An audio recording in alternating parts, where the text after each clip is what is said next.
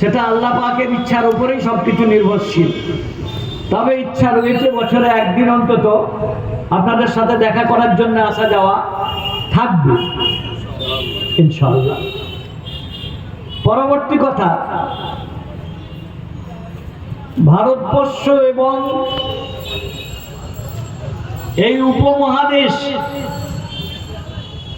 বিশেষ একটা ক্রান্তি লগ্নে দাঁড়িয়ে আছে। আমাদের দেশে যে লোকসভা ভোট হয়ে গেল, একটা ঐতিহাসিক ফলাফল। এটা বিশ্ব নিয়ন্ত্রণ মহান আল্লাহ পাকের পক্ষ থেকে যেন একটা বার্তা ছিল। এবং এই দেশে সংখ্যালঘু মানুষদের জন্য একটা সুরক্ষা কবচ স্বরূপ আল্লাহ একটা এমন ফলাফল করিয়েছেন যাতে বেশি ট্যাপ করার কারো কোনো বিশেষ উপায় নেই। যিনি চেয়ারে বসে আছেন তার একটা ঠ্যাং ধরে বসে আছেন নীতিশ কুমার মানে পাল্টি কুমার, আর একটা পা ধরে বসে আছেন চন্দ্রবাবু নাইডু।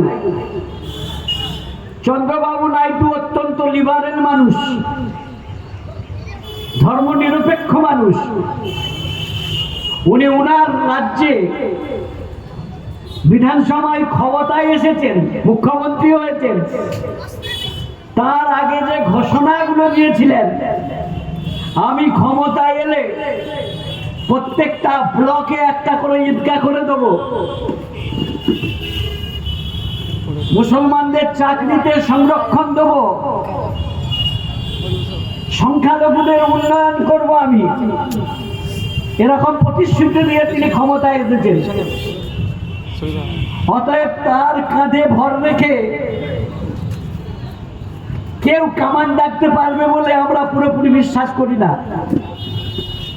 একটা ভারসাম্য লোকসভাতে প্রয়োজন ছিল, যেটা ভারতবর্ষের শান্তিপ্রিয় মানুষ, গণতন্ত্র প্রিয় মানুষ, এমনকি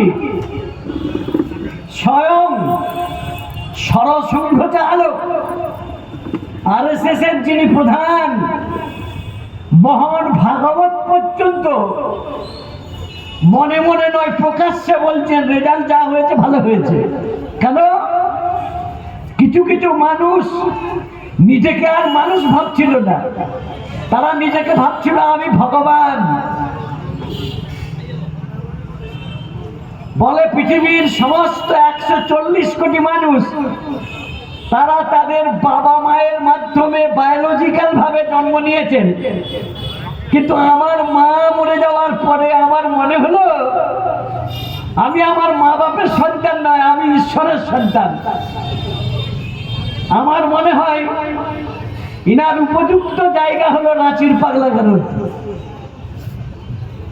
মোহন ভাগবত পর্যন্ত বলল যে এই লোকটাকে জনগণ যদি শিক্ষা না দিত তাহলে নিজেকে ভগবান বলেই প্রতিষ্ঠিত করত। এর স্লোগান কি?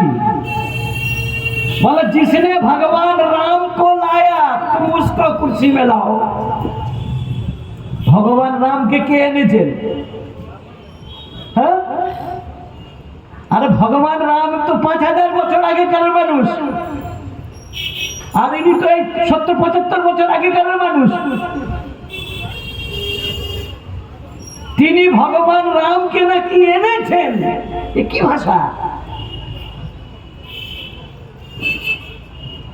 যারা স্বাধীন চিন্তা ভাবনা জ্ঞানী গুণী বুদ্ধিজীবী হিন্দু ধর্মের মানুষ, বৌদ্ধ ধর্মের মানুষ, জ্ঞানী গুণী, তারা সবাই জানে যে এই লোকটা। আমার গ্রামে একজন লোক ছিল, তার শ্বশুর বলতো ও সারাদিনে সব মিথ্যা কথা বলে, একটি সত্য কথা বলে। কেউ যদি জিজ্ঞাসা করে তোর আব্বার নাম কি, তখন নিজের বাপের নামটা বলে, মিথ্যা বলার উপায় নেই। এ সেটাও মিথ্যা বলে যে আমি আমার বাপের জন্ম নই। মানে 140 কোটি মানুষ তার বাবা মায়ের মাধ্যমে জন্ম নিয়েছে, আমি নন বায়োলজিক্যাল, মানে আমি আমার মায়ের পেটে জন্মাইনি, আমার বাবার ঔরসে জন্ম হয়নি, আমি ভগবান শম্ভুর মতন স্বয়ং উদ্ভূত হয়েছি, আমি নিজে নিজেই তৈরি হয়ে গেছি। পাগল, ক্ষমতার লোভে, দম্ভে মদমত্ত হয়ে হাফ ম্যাড নয় ফুল ম্যাড মানুষও নিজের বাবাকে অস্বীকার করে না, ইনি সুযোগে তাও করে বসলেন। কেমন মানুষ? আমার বন্ধুরা, মালিকের ইচ্ছা ছিল যে এই দেশে ফ্যাসিবাদী চরম স্বৈরাচারী মানসিকতার লোককে অন্তত ব্রেক দিতে হবে, লাগাম দিতে হবে। তাই যিনি সব সময় 400 পার 400 পার 400 পার, দেখলাম 250 পারও হল না। কোন ছেলে যদি তার বাবাকে বলে আমি এবারে জয়েন্ট এন্ট্রান্সে 400 পার 400 পার 400 পার, আর যদি 234 পার করে, বাবা খুশি হবে? সে ফার্স্ট বয় না সে থার্ড ক্লাস বয়? বাবা খুশি হবে না।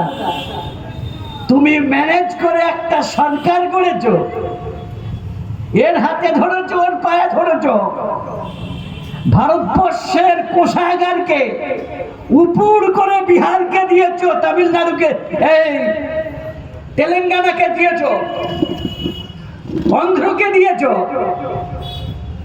আর অন্যান্য রাজ্যগুলোকে কি দিয়েছো? বন্দে ভারত। ভারতবর্ষের 78 বছরে নয়, আরো আগের থেকে ভারতে রেল এসেছে। কোনদিন আমরা এমন রেল দেখিনি যে ইঞ্জিন গাড়ি চালাচ্ছেন ড্রাইভার, পাইলটের মাথায় ছাতা ধরা আছে। এই ছাতা ধরা রেল ড্রাইভার ইনার আমলেই আমরা দেখেছি। বন্দে ভারত নাকি বন্ধ ভারত করলেন উনি, যে পুরো ভারতবর্ষের লাইফ লাইন রেল ব্যবস্থাকে উনি কার হাতে তুলে দিলেন? এখন রেলের টিকিট কাটা মানে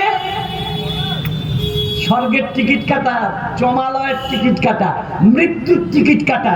মানুষ এখন ভয়ে রেলে চাপতে ভয় পাচ্ছে, বলে বিমানে চাপবো, বিমানও আদানির হয়ে গেছে, বিমানও আদানির হয়ে গেছে, টাটার হয়ে গেছে। দেশের সম্পদ উনি রাখবেন না। रेल बिक गई, तेल बिक गई, बिका हवाई अड्डा। ইমরান প্রতাপগড়ি বিখ্যাত সাংসদ, তার একটা লাইন কবিতা, रेल बिक गई, तेल बिक गई, बिका हवाई अड्डा। हवाई अड्डा माने विमानबंदर। सब कुछ बिकता देख के खुश है अपना जेपी नड्डा। जेपी नड्डा के সভাপতি, এটা ছন্দ মিলানোর জন্যই বলেছে, আসল কিন্তু নাড্ডা নয়, আসল হচ্ছে গাড্ডা বাবু। হ্যাঁ, ওয়ান ম্যান, কোন টু ম্যান নয়। দেশের সিদ্ধান্ত একজন মানুষ নেন, 20,000 কোটি টাকা আদানি শেয়ার মার্কেটে খাচ্ছে, তার কোনো মালিক নাই। যে প্রশ্নটা রাহুল গান্ধী করছেন, জওহরলাল নেহরুকে আমরা দেখিনি, আমাদের বয়স অত হয়নি, 50-এর কোটায়। ইন্দিরা গান্ধীকে দেখেছি, রাজীব গান্ধীকে দেখেছি, নরসিংহ রাওকে দেখেছি,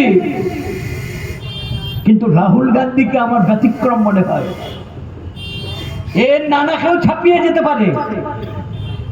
নেহরু ইন্দিরা গান্ধীর চাইতেও বলিষ্ঠ নেতা যদি কেউ তৈরি হয়, আগামী দিনে রাহুল গান্ধী তৈরি হবে। আপসহীন অকুতভয়। আমরা দেখেছি অনেককে অনেক নরম সিদ্ধান্ত নিতে। বিতর্কিত বাবরি মসজিদের কে তালা দিয়েছিল আমরা ইতিহাস জানি। কে তালা খুলে পূজার্চনা করার অনুমতি দিয়েছিল আমরা সেই ইতিহাসও জানি। কে মসজিদটাকে ভাঙলো, কার নেতৃত্বে ভাঙলো আমরা তাও জানি। কে রায় দিয়ে মসজিদটাকে রাতারাতি মন্দির করার নির্দেশ দিল, তার বিনিময়ে কি গিফট পেল আমরা তাও জানি।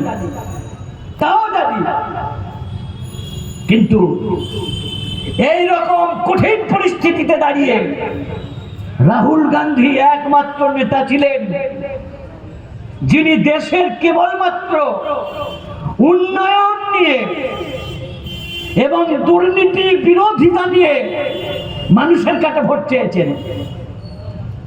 আমি রামকে এনেছি, আমাকে ভোট দাও। আমি ফুটো মন্দির বানিয়েছি, আমাকে ভোট দাও। ফুটো মন্দির যে এ যেখানে যা কিছু বানায় এর নামই আমি দিয়েছি ফুটো কোম্পানি লিমিটেড। এই সরকারটা হলো ফুটো কোম্পানি লিমিটেডের সরকার। বিমানবন্দরে জল পড়ে ফুটো হয়ে, রেলের ছাদ দিয়ে জল পড়ে ড্রাইভারের কেবিনে ফুটো হয়ে, হাজার হাজার কোটি টাকা দিয়ে মন্দির তৈরি করলো, সেটাও ফুটো। পার্লামেন্ট তৈরি করেছে 20,000 কোটি টাকা দিয়ে। কত কোটি? কোভিড কালে। এখন আজকে একজন মানুষ অমিতাভ বচ্চনকে বলছে দীর্ঘ 16 বছর ধরে আমার রোজগার মাসে মাত্র 3,000 টাকা, মানে ডেলি 100 টাকা। ক টাকা কেজি চাল? সবচেয়ে ন্যূনতম দাম হলো 35 থেকে 40 টাকা। 40 টাকার নিচে কোনো চাল পাবেন না। একটু ভালো চাল, রেশনের চাল 30 টাকায় পাবেন, 25 টাকায় পেয়ে যেতে পারেন। 35 টাকা, 40 টাকা কেজি চাল। একটা ফ্যামিলিতে মিনিমাম 1.5 কিলো চাল লাগে 3 বেলা খেতে গেলে। 60 টাকা চাল কিনতে চলে যায়। আলু 40 টাকা, আলু 40 টাকা। হাফ কেজি আলু নিলে 20 টাকা। ওষুধের পয়সা নেই, জুতো কেনার পয়সা নেই, জামা কেনার পয়সা নেই। বিলাস বাসন অনেক দূরের কথা। ভারতবর্ষে নতুন নতুন কোটিপতি জন্ম নিচ্ছে এবং ক্ষুদ্র ব্যবসায়ী, মাঝারি ব্যবসায়ীরা ভারত ছাড়ার শীর্ষে তালিকা নিয়েছে। তারা দেশ ছেড়ে বিদেশে চলে যাচ্ছে কেন? দুটো রাঘব বোয়াল পুষেছেন আমাদের মাননীয় প্রধানমন্ত্রী, যশস্বী প্রধানমন্ত্রী। একটা আদানি, একটা আম্বানি। আম্বানি তার বেটা একটা জলহস্তির বিয়ে দিল 100 কোটি টাকা দিয়ে। একটা ডান্সার নিয়ে এলো, বাইজি নাচ করালো। কত খরচ? 100 কোটি টাকা। বিয়ে শেষ হতে না হতে রিচার্জের দাম বাড়লো। ন্যূনতম রিচার্জ ছিল 179 টাকা, সেটা হলো 199 টাকা। অনলি কল আর 2GB ডেটা, 28 দিনে মাস। পৃথিবীর কোথাও 28 দিনে মাস হয় না। আদানি শেখালো, আম্বানি শেখালো, এয়ারটেল শেখালো। 28 দিনে মাস। 13 মাসে বছর হয় আমাদের দেশে। কার সৌজন্যে? মাননীয় যশস্বী প্রধানমন্ত্রীর সৌজন্যে। 200 টাকা যদি মিনিমাম মোবাইল চালাতে লাগে, তাহলে 3,000-এর 200 টাকা মোবাইলে চলে যায়। রাত্রে বাচ্চার যদি কার্টুন দেখাতে হয় একদিনে 19 টাকা দিতে হয়। 21 টাকা হয়েছে, ওখানে 2 টাকা একদিনে বাড়িয়ে দিয়েছে। 22 টাকা, 3 টাকা বাড়িয়ে দিয়েছে।